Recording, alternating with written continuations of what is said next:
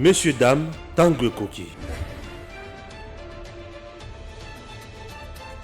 Aujourd'hui, vous pouvez faire la différence. Aujourd'hui, vous pouvez faire partie d'une communauté. Aujourd'hui, vous pouvez recevoir gratuitement des téléphones, des PC portables ou encore du cash pour vos achats. N'attendez plus, devenez membre de GG-Link. Vous avez le choix entre plusieurs niveaux, bronze, argent, or.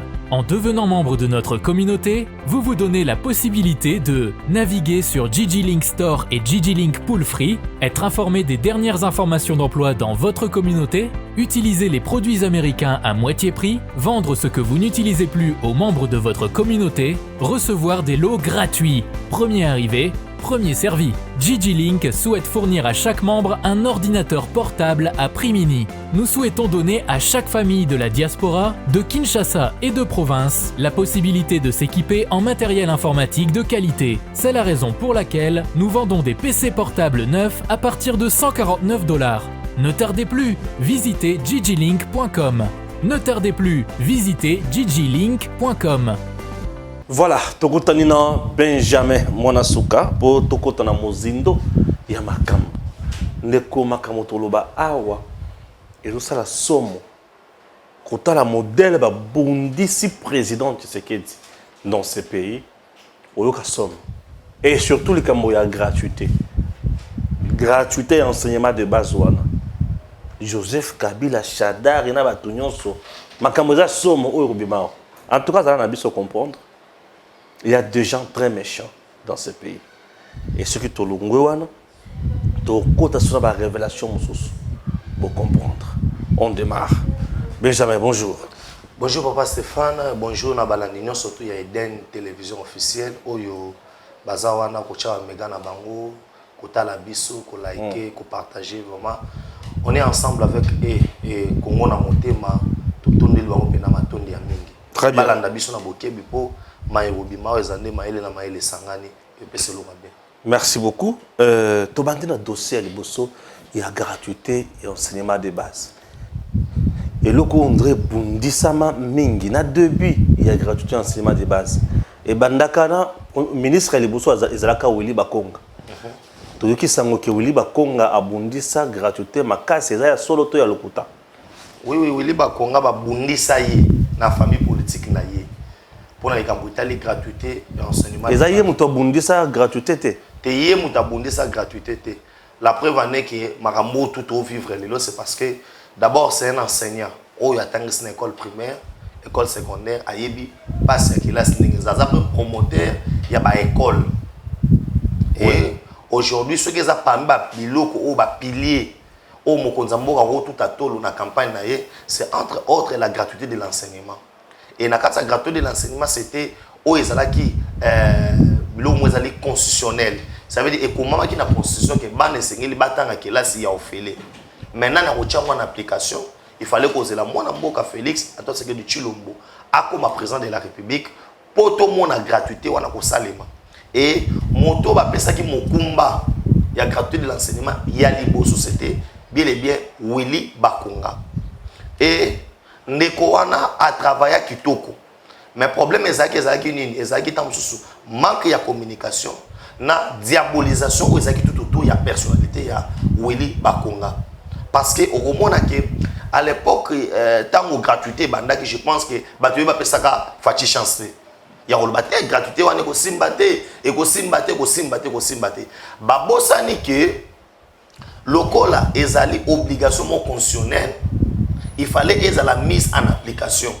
Or, ça faisait 18 ans au Maramouane les a quitté.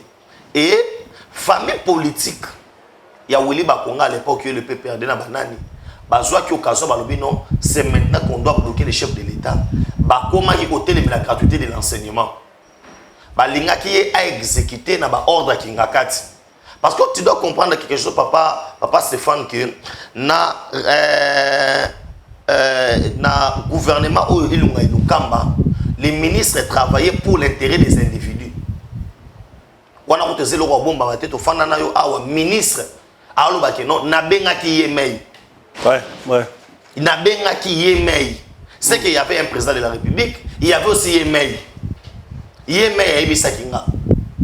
Nous avons vu de ministre qui bloqué par ordonnance du président de la République pendant autant de mois. Parce que nous sommes dans un régime où, même si le président a nommé, et c'est le ministre à titre a contresigné. On a vu ministre à portefeuille qui a bloqué l'ordonnance présidentielle. Dans beaucoup. Les nominations, il y a Sama Lukonde. Sama Lukonde, Baba Kyungo Mwanza, et puis na Moussa Zaka Kombo Kimbazaka Misato. Et tout le monde a beaucoup. C'est comme ça que ce type-là, Willy Bakonga, a travaillé. Malgré les blocages, à Salissa examen d'État. Où il est dans des conditions, il y a Kito. On dirait que Chadar y a colla quand on a Willy Bakonga dans la chemise. Les hommes ont beaucoup de plusieurs fois menacés. Et il faut te bien ça. Plusieurs fois menacés par Chadar. Chadar a bloqué Willy Bakonga, bouton et Katani à Bilamba, un ministre. Kata Willy Bakonga chemise. Oui, à part sur les chemises. Pour nous dire que non, comment Yosa a exécuté la gratuité de l'enseignement? Pourquoi Yosa la gratuité? Parce que gratuité de l'enseignement, c'est ce qui réussir. Aujourd'hui, quand nous parlons de la gratuité de l'enseignement, les gens voient directement Félix à de Chilombo. On ne va pas voir Willy Bakonga. Non, même pas. Vous comprenez? Mais c'est quelqu'un qui avait mis en place à ça là qui en sorte que la gratuité de l'enseignement est à l'appliquer partout. Et puis, est à la Kobanda première primaire. Si pour un enseignement de base, toi qui es na 8e, 7e, na 8e. Donc, Willy Bakonga qui est dans le niveau. Mais, n'a pas constaté par parents bazawana. Tout ça qui est na 7e, na 8e. Oh, yubana batanga qui fait les. Tout ce qui a un problème, il y a un problème. Effectif, il y a bana. Et les cas qui est belé, basa les aki moukié, c'était ça. À Kouti, place où il y a une école, parce que l'école les aki, école où il y a frais à fonctionnement 700 000, école où il y a 40 000, à Tchèbe école Nyonso, il y a ville à Kinshasa, na frais de fonctionnement, il y a n'engé beaucoup. Willy Bakonga. Tout autour, il y a diabolisation, il y a une famille politique. Plusieurs fois, les messages, il y a Kabila et pas Willy Bakonga qui a bondissé gratuit de l'enseignement. Kabila a commis Willy Bakonga message qui est bloqué gratuité d'enseignement. Mais nous avons dit il y a un moment où Willy Bakonga est en prison. Oui. À mon côté, il y a Joseph Kabila qui rendre visite. Oui. Parce que c'était un élément à battre. Pourquoi? Pour au moins dans le gouvernement Ilunga Lukamba. Et là, on a battu gratuit de l'enseignement. Gratuit de l'enseignement. Mais c'est le soutien. Les gens qui ont dit à tout le monde, ils ont dit 100 jours de Betara. 100 jours de Betara pour na acquittement. Na acquittement. 100 jours de Betara pour tout. Tu vas dire que tu gratuit de l'enseignement. Mais, diabolisation est comme tout autour, il y a Nekouana Bakonga. C'était sa famille politique. Oh, bah, mon qui est annexé. Au moins, les Congolais, nous ne voulons pas qu'il y ait le Belamakambuna. Malamu. Donc, Kabila Bundi, sa fachi, façon, pour gratuité et simbaté. Gratuité et simbaté. En donnant les ordres à Willy Bakonga. Les soumis à Willy Bakonga pour bien Moïbi, c'est parce qu'il a refusé d'être sous les ordres de Kingakati. Ah, Yango et Salake va traiter Moïbi. Voilà. Mais na yokaka Tony Mwaba bimisa ka ba dossier mongo boye. Non, Tony Mwaba été autolobi azaki armé na auto bengi ba bandeko ya PPRD au bar maquillé au beau santé que Tony Mwaba muta parena qui pour comme ministre, c'est Jean-Marc Kabunda Kabund. On a surtout au bon mango. Non, c'était Jean-Marc Kabunda Kabund. Comme Kabund voulait être azana même mise na PST et tout consort. C'est pourquoi on devait faire que Bakonga comme un élément à battre, Bachaye Nassé pour Tony Mwaba Aya, Tony Mwaba Aya enseignement. Aya na nini awa 7e na 8e, bana ba mo futambongo. Nombre d'effectifs Oyo, Tony Mwaba Lobaka, que Willy Bakonga Kotsa, ti le bazapi. Bambongo wana ba fictif qui wapi. Or, par contre, Tony Mwaba bénéficié de Marambo Ebele. Il a bénéficié d'un gouvernement où le Premier ministre Azali Sama Lukonde, qui travaille dans la prison chef de l'État. Mais Willy Bakonga avait travaillé avec un premier ministre qui ne travaillait pas pour l'intérêt de Fachi Béton. Vous avez la différence. Parce que le premier ministre comme étant chef du gouvernement, nous sommes bloqués. Mais il travaille ce qu'on a ministre dans la fait vert. Parce que c'est dans la vision. Il a travaillé aussi avec un ministre, il a travaillé avec un ministre de la Finance, où est Nicolas Kazadi, où il a travaillé dans la vision de Mokonzambouk. Mais Willy Bakonga a travaillé dans Sélé à la Gouli. Où il a bloqué. Et ça, il y a un conseil des ministres qui a solo na yemei mbongo kobimate. A solo la Kabila le mbongo kobimate. Mbongo kobimate. Ah, c'était fort. Il a privilégié même au pesa ba $20,000 ya ba carte visa au ba chadari ba to ba na kozwa en détriment ya gratuit de l'enseignement. C'est comme ça que eux-mêmes qui bloquaient, ils ont maintenant pris tout ça. Ba tiens on a muta Willy Bakonga. Donc vérité ça kande wana. Oui, Tony moi va profiter maintenant. Il y a ba élément ba na ko pesa ye. Oezaki yangote la preuve ane yemoko de l'oza ministre akoki ko surmonter te akoki ko parce que motoni moi ba différence na bango ye na oto bengi Willy Bakonga zanini Willy Bakonga azali oto bengi papa molakisi ya primaire azali molakisi de formation ayebi pas sa motangisa na cré Tony moi ba yebi ko tangisa na bitelo ya likolo l'université. Mais Willy Bakonga vient à Massali yango na autre ben ko tangisa na primaire. Na yoka ki azaki professeur à histoire. Enseignant histoire. Voilà. Il y a ayebi ko tangisa et ayebi pas si ya enseignant. C'est comme ça banda ko mona ke na tangu ya Willy Bakonga il n'y avait pas de grève. Il y a enseignant. Parce qu'il savait déjà comment communier. Ayeba ki o basango bazwaka. So ba sort mal ba ko na biso futa hier au bloqué yango ay sa bango te ay ba ndenya au dialoguer na bango. Aujourd'hui malheureusement nous parlons de la gratuité de l'enseignement mais au moins que le loba na 7e na 8e ba ko tam ba mo futa mboko. Lui avait fait ma junine ya bana ya 7e na 8e ba futa te.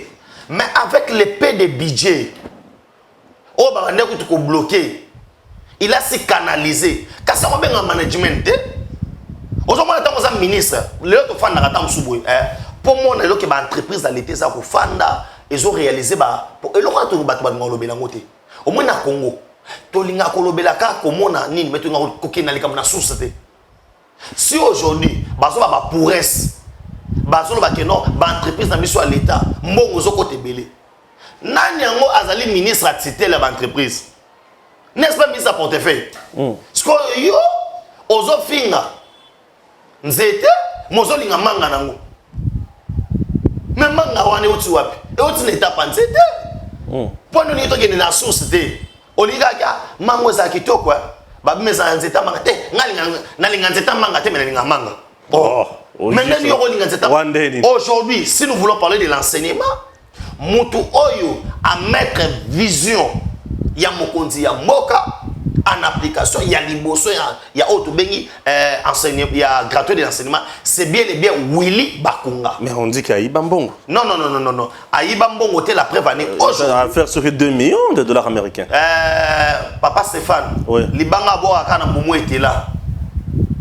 Oyebi na ba ministre nyonso oyo baleka na gouvernement ilunga lukamba.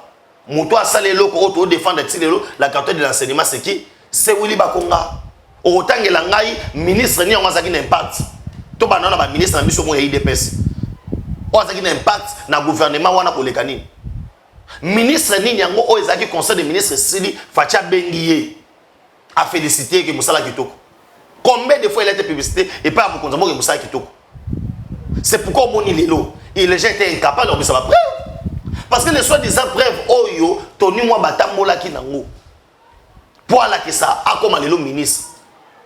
Et Nana Robosa n'a Tony Mwamba a été ministre parce qu'il a été soutenu par Jean-Marc Kaboun Kaboun. Nous savons comment Jean-Marc Kaboun Kaboun pesait. Nous le savons. Ce n'est pas parce qu'il est plus compétent, non. Mais aujourd'hui, nous devons de profiter de la caméra. Histoire. Il y a le premier ministre, ministre Yambo, oyo acha vision mokonza mboka en application na domaine enseignement, c'est bien et bien Willy Bakunga.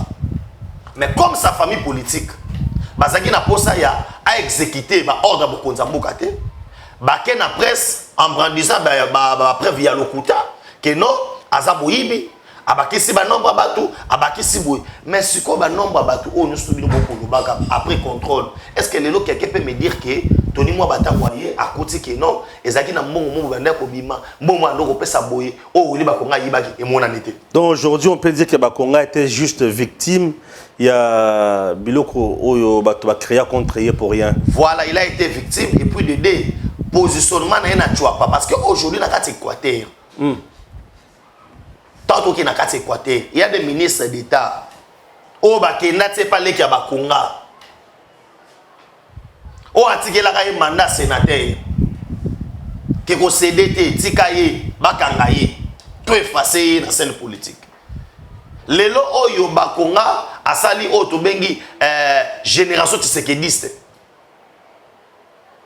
Pourquoi? Parce que à comprendre que non vision, il a adhéré à la vision moko. Mais ba utaji ko bimisa pe vidéo na ye awa moko ou azolo bakeye c'est Kabila ou personne ceux qui azana Kabila te ce qui a kotika akoma moto lokuta. Est-ce que azoko sa fachite Willy Bakonga? Il faut na yebisa we loko moko. Oyebi lisolo les kobo et les renards ça biso mayeli. On ne pouvait pas vivre avec un Kabila qui était dictateur na flatérité.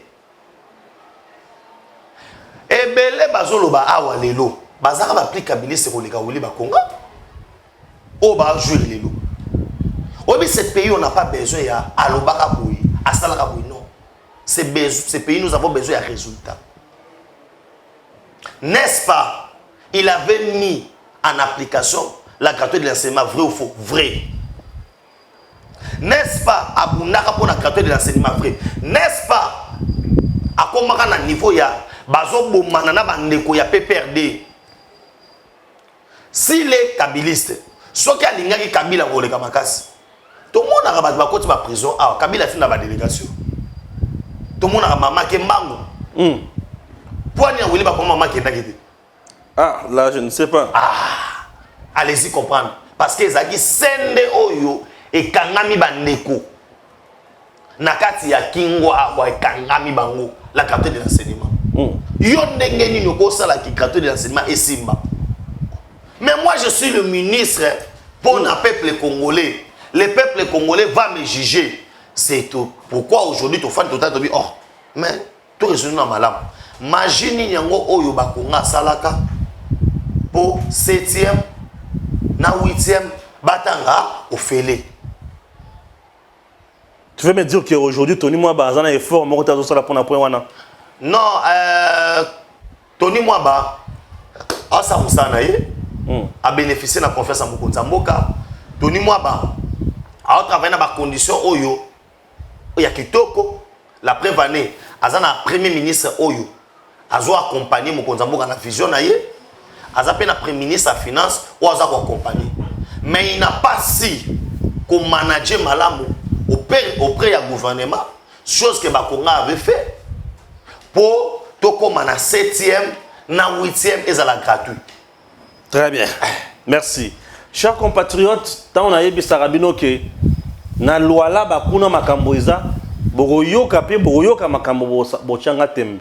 Je vous avais dit que nazaki à peu près 77 dossiers. Oui. Et sur les 77 dossiers na makambo loi là ba na traitaka 4. Lelo nazo traité 5e dossier. Likambo na concession kuna ya batu. Likambo na concession ya batu. Madame Fifi Masuka au cœur d'un scandale. Tolandaka élément au toyoka dossier ndenge ba pesi ba détail. Lelo na émission na sala ba débat bingité. Na sala ni mingité. Bino bo finga kanga na yebisaka bino contre pièce. Boya ko pesa nga pièce. Suivez. Concession mining, Fifi Masuka est caboussée dans un nouveau scandale. Fifi Masuka est dans le dur. La gouverneure intérimaire du Lualaba, qui avait crié le premier sur le toit pour tenter de manipuler l'opinion sur une prétendue spoliation de la concession mining, est vite rattrapée dans son propre mensonge.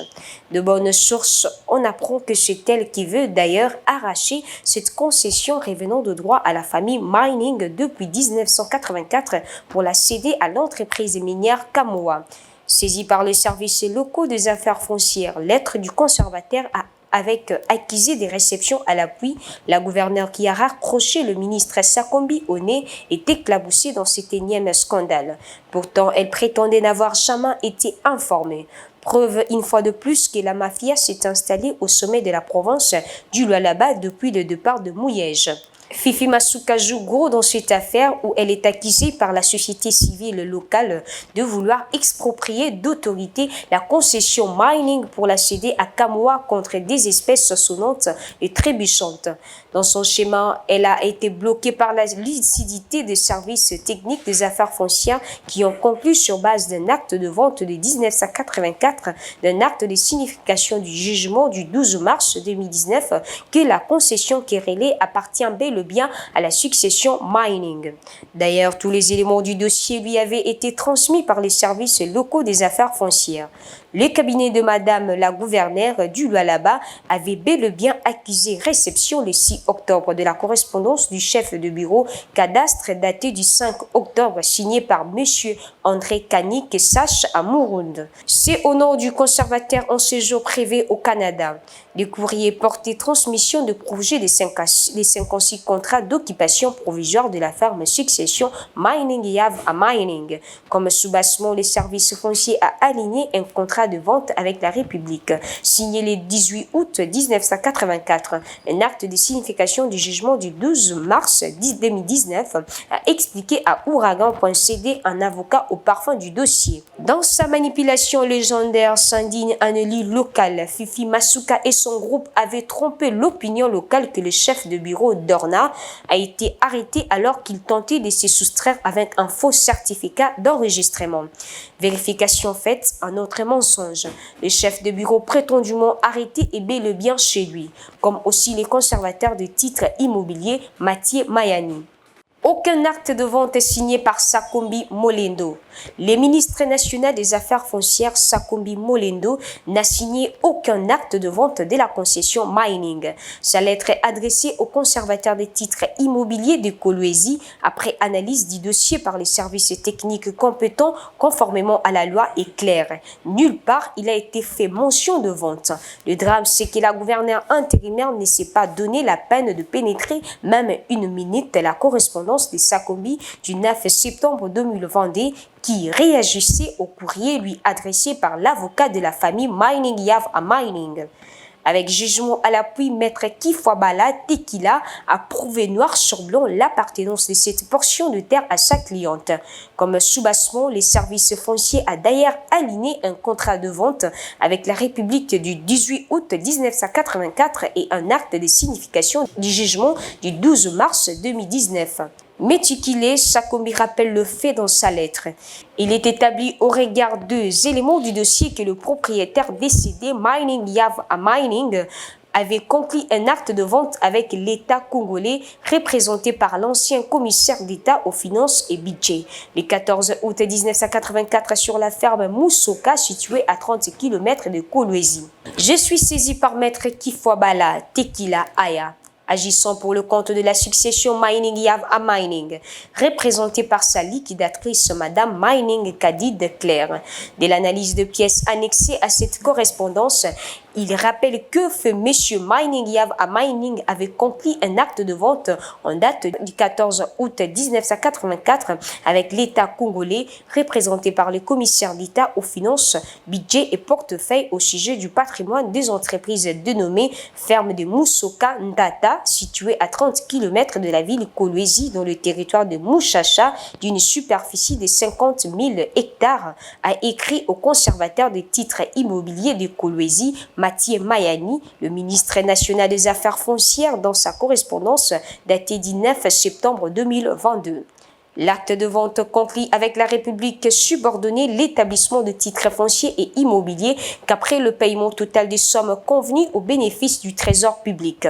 La dette au profit du Trésor public ayant été entièrement payée fait Mining Yav à Mining devenir, au regard de la loi foncière, titulaire d'un droit à devenir concessionnaire sur ces fonds qui d'ailleurs est jusqu'à ce jour exploité par sa succession, a-t-il ajouté. Voilà pourquoi a rappelé Sakombi Molendo dans le but d'honorer les engagements pris par la République, de faire respecter et de sécuriser le droit à la propriété privée consacré et protégé par l'article 43 de la Constitution, et je vous instruis en exécution des articles 49, 181, 183 de la loi foncière et 14 de l'ordonnance numéro 74 148 du 2 juillet 1974 portant mesures d'exécution de la loi foncière, de me transmettre d'urgence pour signature et sans atermoiement le projet d'arrêté de création de la parcelle ainsi que celui de contrat de concession amphithéotique de la dite concession au nom des héritiers Mining Yav à Mining qui peuvent à cet effet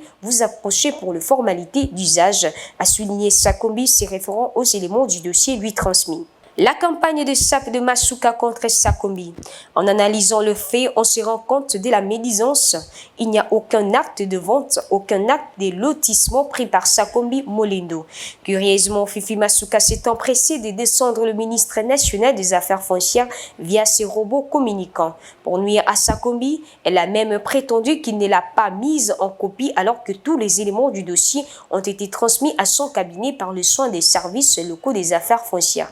Il saute ainsi aux yeux que l'administration Masuka verse dans des combines, dénonce un activiste pro-démocratie. Autant d'éléments d'éclairage qui font et vont faire manquer d'arguments à Masuka, incapable de brandir à ce stade un seul acte via lequel le ministre national des Affaires foncières a pu spolier soit une personne physique, soit une personne morale ou a pu effectuer un quelconque lotissement sur ce terrain en faveur de X ou Y. Tempête un député provincial de Lualaba. Au lieu de se saisir le ministre Sakombi en faisant des observations sur base des éléments en sa possession comme l'exige l'élégance républicaine, Masuka s'est mise à instrumenter les chefs coutumiers, lesquels ont encore gratuitement accusé Sakombi Molendo des spoliations. Ignorant que les courriers de service attitrés du Lualaba du Mont saisis par le ministre national et tous les éléments relatifs au dossier ont été régulièrement transmis pour compétence au ministre provincial des Affaires foncières et au cabinet du gouverneur, l'accusé des réceptions faisant foi. Et donc, à ce jour, il n'y a rien de décisif, nous dit-on. Le processus de régularisation est plutôt déclenché. Les équipes techniques des affaires foncières travaillent sur le terrain avant de boucler le dossier par un acte de régularisation. Au finish, la propriétaire, la famille Mining, devra payer le droit à l'État, ont clarifié les experts des affaires foncières. Tourné en bourrique par ses services, Fifi Masuka persiste dans le faux, le mensonge, la médisance et la manipulation de l'opinion publique. Et comme la vérité a éclaté au grand sur base de toutes les correspondances parvenues à son cabinet, l'Assemblée provinciale, accusée par les leaders d'opinion locaux d'être dans sa poche, doit demander de compte à Masuka. Pour se donner bonne conscience et flouer davantage l'opinion, voilà pourquoi la chef intérimaire de l'exécutif provincial du Lualaba et quelques députés provinciaux ont annoncé l'arrestation du chef de bureau d'Orna, ce qui est totalement faux. La réalité est que la concession Mining doit être vendue à Kamoa et la gouverneure ne veut pas reculer. Elle s'est bombé le torse d'avoir de parapluies partout et il n'y aura rien. Ce scandale de Masuka doit interpeller le gouvernement central qui doit prendre des mesures drastiques contre une chef de l'administration qui verse dans la mafia, a fustigé un responsable d'une église de Kolwezi. Concession Yabato. Concession Yabato bazwa yango depuis 1984 au mois d'août. Bakena Madame Fifi Masuka ti na cour de cassation balongi. Mais Madame Fifi azoli na beta bango ba je yaboy. Na roloba mingi nano awate. Madame Fifi Masuka pesa beso explication. Akangami loboko na na ebisa kamino que le loi là-bas c'est l'affairisme là-bas. Bon on a rentré dans ça là-bas G. les lois là-bas Congolais bazo souffrir na ba entreprise na bango. Ba Congolais baza na kati ya entreprise ya ba chinois bazo nyokwama. Na ebisa bien que l'autorité qui est installée dans la loi là-bas, c'est une autorité qui est absente pour l'intérêt à peuple. Loi là-bas, batu babo ya kanga. Ba ki ba dossier ezo ya na ezo noka kaka se konoka.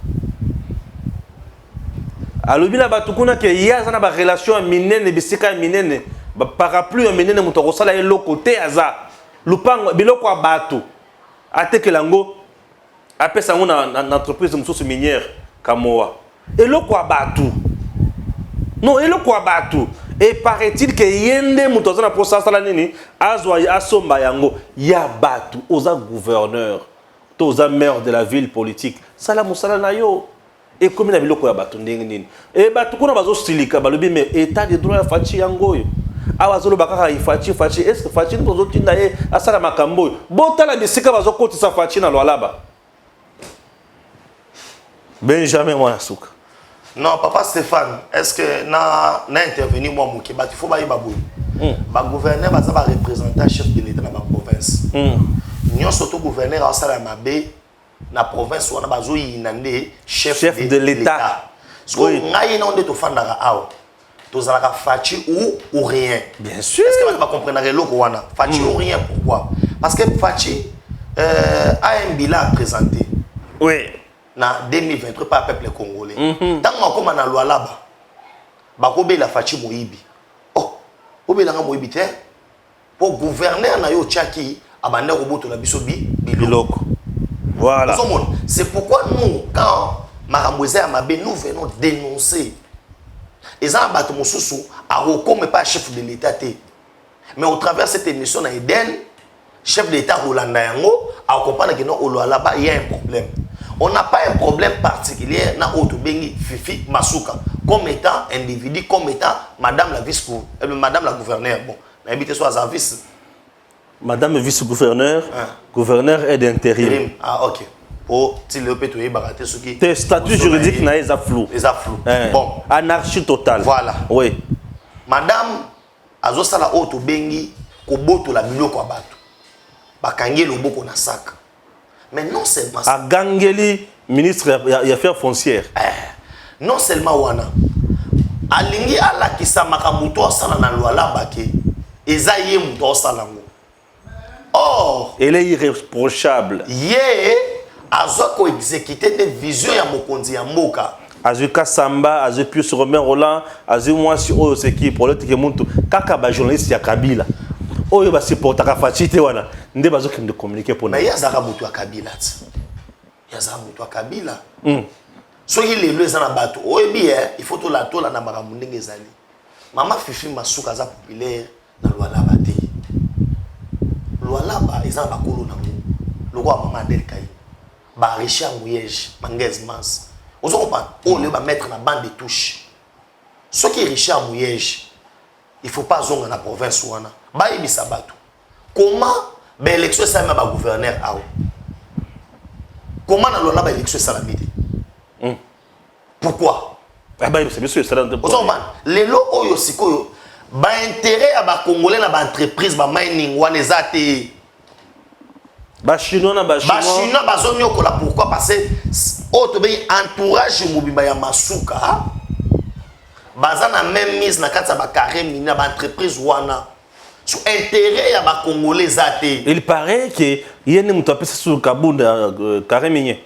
Il paraît na yo kaka. Yango na zolo bake. Na yo kaka na yebi dans la confirmation te. Yango na lobi mutu oyo aye ko sala ke bazo ba carré minier ba sala bo sebele beye Fifi Masuka. Ah bon? Lelo siko lelo oyo bat bazo linga ba misas aza modèle T et puis na tala ba infrastructure bazo ganga tout ce que Masuka zo sala za ba projet oyo Mouyej atikaki on a continuité à l'état ndaza ko exécuter yango mais ye moko na ye moko boyi d'abord pour nous expliquer nanu likambo na ebité ezanga na difficulté pour ça on a problème ya ko expliquer na makambo pour mourir à moi ba difficulté mon place ya là mon va lobile place ya là lobila ça derrière moi problème ozo mona sikoyo Kokoso za place wana. Kokoso asala ne musala mais Kokoso nde ya moi ya place là au mona lobile. Là c'est aller à lobila. C'est là. Vous comprenez hein? Ba biloko wana pe na biloko ata bo tinda ye akota bitumba na batu bo zora moi ba professeur bazaka pembeni ba insistaka et surtout azali ko représenter mokonza mboka na kati ya province. Wana problème eza na ngote. Mais problème na biso ce que ezali lelo ezali nini? Bana ya lwala baba kolila. Ba pesimbela. Balobi o to ngito koma na système ya kala ya kobotola ka biloko ya bato. Ya eloko oyo na mikanda depuis 1984 eza ya bato. Mais depuis 1984. Voilà. Yo lelo oye ekomi ya bio. Presque 38 ans après. Ozomon ekomi ya yo. Ah, eloko ya bato. Ba entreprise ebele o ba na katanga. Ba biloko ba ko déclarer. Bazo produire par rapport ya oyo zo kota eza mokie. Mbongo ebele zo ki na entourage ya bato fifi masuka na ye moko ba ko tshaka mbongo na poche. Yango moni ba journaliste na nyoso tona. Oyi monde bazalaka. Balinga moto na katoko bianza apesa tala. Journaliste ya Kabila. Bato mesala na musolo. Voilà. Yango zo mona zo zo. Kasamba akimi tele 50. Akozwa. Aki osala émission la Katanga. Voilà. Na Lualab.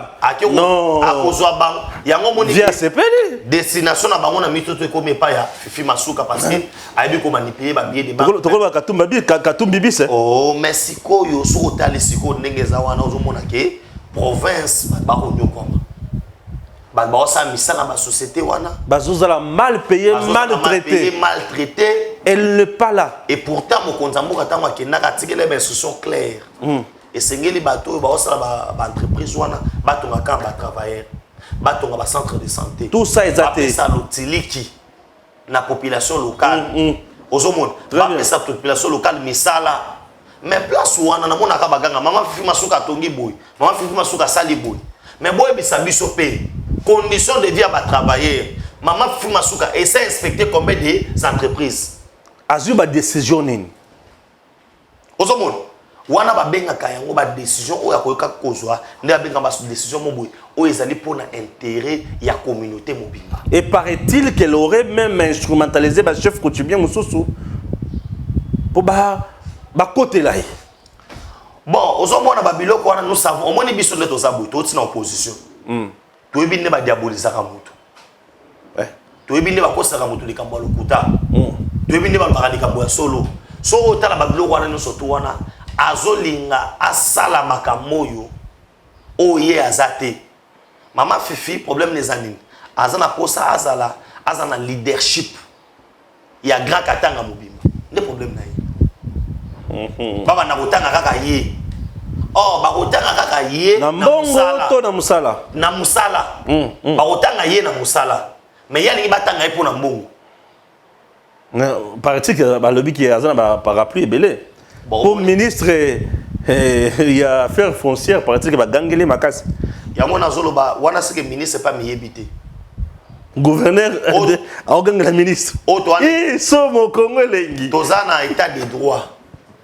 Toi en état de droit.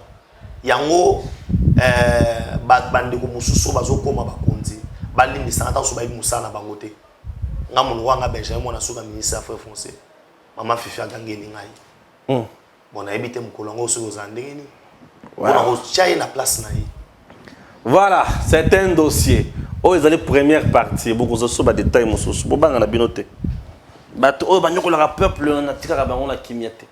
Chers compatriotes, Nalandi Perro Loire Albi Félix aza menteur a kosa biloko ebele oyo alaka bato atikala kosala yango te. Loire Perro Landi vidéo wana. Bon, baza payé appuyé na Katumbi. Yango nga na koloba boye, il est grand temps Katumbi a courage ya otika biso na union sacrée. Nani papa Stéphane a posé au fond de moi dossier union sacrée. Vas-y. Ils appellent une union sacrée, mais c'est l'union des hypocrites. Et bon mona bangonyo surtout na début 2023. Peut-être ça va nous qui n'a pas. Comment tozana ba ministre? Parce que différence au loi razo ko waye bateza boy. Kabila bando travailler seul. Na batu na il imposer. Mais nous travaillons dans la coalition. Et dans une coalition, on a moto tina batuna. Mon maman est bazaïba. Aza obundana ministère environnement wana. A obundana. Azo défendre même temps parti na bango MLC. Bilan na bango. Pour bilan on la partager. Bien sûr. Ozo mon. Oui. Sikoyo lelo oyo luwa atanga zo ganga. Ayebisa Moïse Katumbi nanu. Bilan Cheribe Okembe. Obike Cheribe Okembe na fungola parenthèse mona kangango.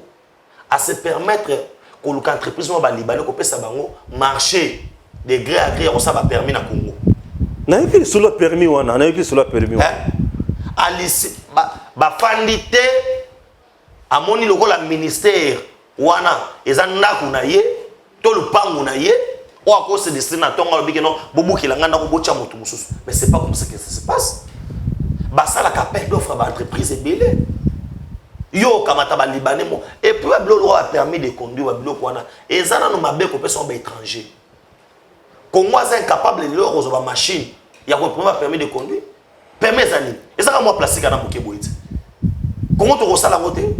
Il faut to kamata ngoto pesa ngo na ba paya. Est-ce que c'est normal?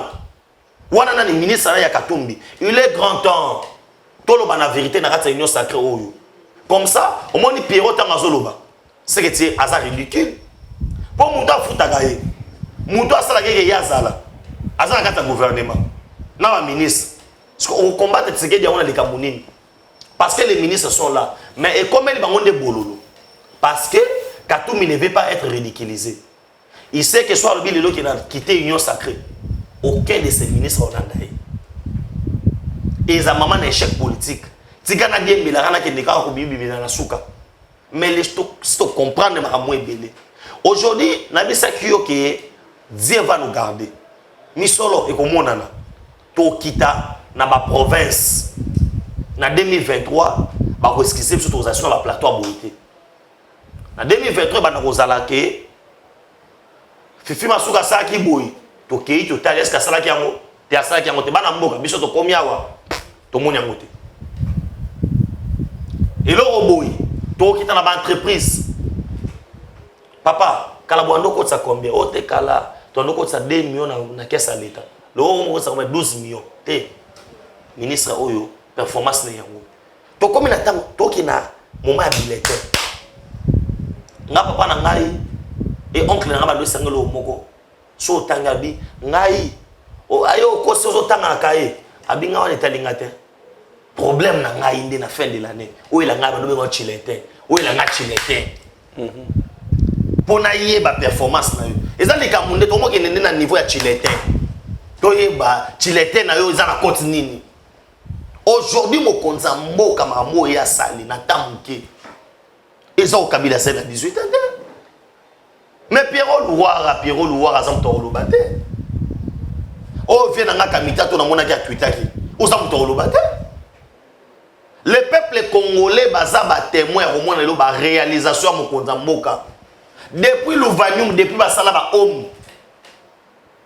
Et tigala ko la réhabilité. Aujourd'hui, il y a des universités sur standing international. Il y a des Pierrot Louara. Tu sais qu'il y a des promettre, à réaliser. Mais, tout pour tu vas dire pour métal.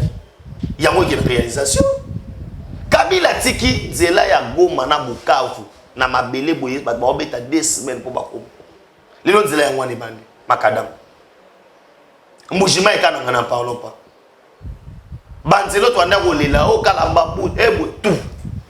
O ebisanga ini. Lelo kene no ka musika te biso to ba to ba kota banzele boy na boy. O mona ndenge bazomba tisa couche ya nzela. Ponzela ko même mo mabuno eza national numéro 1. Eza nzela o yo tato zo ba lelo ke non Afrique eza désenclavé. Eza nzela ba to ba na koleka ba uta ba mboka mipai na mipai. Kabila Tala, au moins ma réalisation, papa Stéphane, tu vas nous faire à Julien Mobimba. Moi, j'aimerais dire aux gens ceci. Vital Kameri a joie. Ma casse au bana l'ongo union sacrée. Katumbi, l'ongo union sacrée. Sobo rolo, t'es gana tinde gibi no bouquet. Parce que ce sont des hypocrites. Kameri a qui est awa. ata photo ya mokonzi ya mboka ata koloba na bato ke 2023 bovote Faci mpo na nini adeya na candidat na bango oyo bakosalie na nsima Mukwege nayebi sango wana makasi nangi naesa Mukwege boye eloko ozosala Mukwege eza nini matière babando ye nango yango sute azalaki réparateur ya baradio ya bamere sikoyo Faci ntango aye babiloko wana eza sute via afandi na hôpital bamaladi bayaka lisusu te nde adesida koma politicien mpo na ntango ya Kabila apesaka Mukwege mosala moi alobela mapolitike ezalaki te mais sikoyo na ntango Faci Mukwege akomi chômeur yango omoni bakomopusaki na politique mais moi j'aimerais dire aux gens ceci mokonzi ya mboka afungola miso ebele baza na union sacrée baza na yo te yango nous disons qu'il est le grand temps au former armée numérique là je m'adresse directement à directeur à communication à mokonzi ya mboka mais c'est Rick Nindo les grands temps au former armée numérique wana parce que bato baza na armée numérique ya makasi la preuve ane bato biso to benga baza ya biso kati union sacrée so balingi basamba mona bango ils appellent des journalistes oyo ya Kabila bajama ikasamba to fanda to fandi abo omona Gilles ya Lingeti kozwa mbongo kopesa mutukola Peter Chani asa la chaîne kosombele mituka mais pourquoi pas kozwa bato bako défendre mokonzi ya mboka nous voyons déjà la carte de l'union sacrée comme l'union sacrée est autour de l'hypocrisie et nous allons dire au peuple congolais que baza na kimia et bala na le roi loi émission ça il a rampe si kazana ibia na iba ngote allo ba na place azali affaire dossier à moi si à Jean-Marc Kabund toujours que moi si azo risquer 1 an en prison akenaki ko se présenter na justice te na dossier aux opposés yé na nani Jérôme Mulumba ba retenir na ba grief contre yé et ba menace diffamation biloko belé bon ngai pena na minutes oyo na koesa na dossier wana na koloba nini dossier ko za justice ça musana ye mais batika pe ko charger Jean-Marc Kabund na makambo ebele batika fana na fani wana batika pe mwasi na ye ba loblo mususu Faci za na ngo besoin te ne muto funda ke za Faci te yango na lobi blo mususu Faci za na ngo besoin te muto funda ke je jiko na ebi dossier wana diffamation et tout consort ba blo mususu to pesa régime na biso to que non to ça la chasse mo bo na bato Faci za likolo biloko wana Faci likolo biloko wana elo na ngolo baka yango wana merci voilà tokomi na suka ya émission na biso tokutani bongo mbala sima. Messieurs dames, Tanguy Koki.